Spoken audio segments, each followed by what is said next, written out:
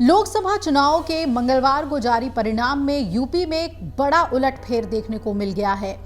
इसका असर न सिर्फ पार्टियों की सीटों पर बल्कि उनके वोट प्रतिशत पर भी देखने को मिला है। लोकसभा चुनाव में अब की बार 400 पार का नारा देने वाली भाजपा की रणनीति यूपी के सियासी जमीन पर फेल साबित हुई है। चुनाव जीतने के सारे जतन धरे के धरे रह गए। यूपी में 80 सीटें जीतने का दावा करने वाली भारतीय जनता पार्टी आधे से भी कम सीटों पर सिमट गई। चुनाव परिणाम में जहां भाजपा कार्यकर्ताओं में अंदर ही अंदर उपजे असंतोष को उजागर किया है, तो वहीं संगठन की कमियों का भी पर्दाफाश हुआ है। इस बार ना तो भाजपा संगठन की तैयारी कारगर रही और ना ही मतदाताओं पर सरकार की कल्याणकारी योजनाओं का असर हुआ।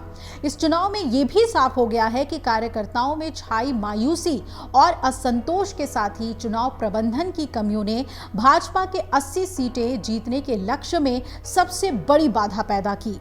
माना जा रहा है कि यूपी में भाजपा की बिगड़ी चाल के लिए सबसे ज्यादा जिम्मेदार पार्टी के ही बड़े नेताओं का अति आत्मविश्वास है।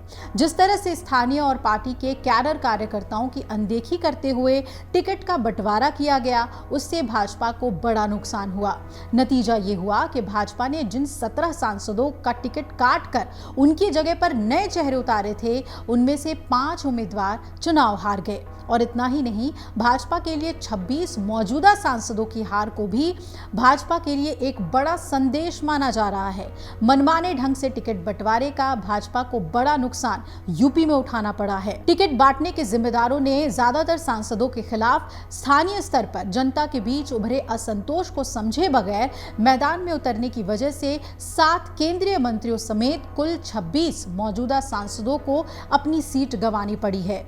चुनाव परिणाम के मुताबिक पार्टी के बड़े नेताओं के घरों में भी भाजपा पस्त हुई है। प्रधानमंत्री नरेंद्र मोदी, रक्षा मंत्री राजनाथ सिंह जैसे बड़े नेताओं के जीत की मार्जिन में भी भारी कमी आई है। वहीं चुनाव लड़ने वाले 7 केंद्रीय मंत्री और प्रदेश सरकार के 4 में से 2 मंत्री भी चुनाव हार गए। कई सीटों पर भाजपा प्रत्याशियों को कड़ा संघर्ष का सामना करना पड़ा। आपको बता दें कि प्रदेश की 80 सीटों को जीतने के लिए बीजेपी ने कई नए प्रयोग किए थे, लेकिन चुनाव परिणाम बता रहे हैं कि उसके सभी प्रयोग यूपी में फेल साबित हुए। सरकार की कल्याणकारी योजनाओं के लाभार्थियों से संपर्क अभियान भी बेअसर रहा।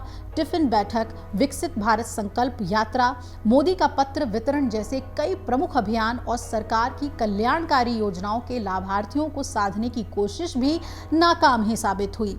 पिछले चुनाव की तुलना में इस बार बीजेपी की सीटें कम ही नहीं हुई हैं, बल्कि वोट प्रतिशत में भी भारी कमी आ गई है।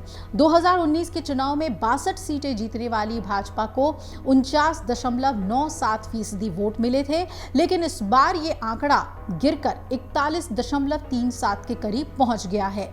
तो आइए ऐसे में हम आपको बताते हैं कि यूपी में बीजेपी के खराब प्रदर्शन की मुख्य वजहें क्या हैं। सबसे पहले पार्टी कैडर कार्यकर्ताओं की उपेक्षा, बाहरी लोगों पर भरोसा, ये नुकसानदेह रहा बीजेपी के लिए। दूसरी तरफ संगठन और सरकार में तालमेल का अभाव भी देखने को मिला।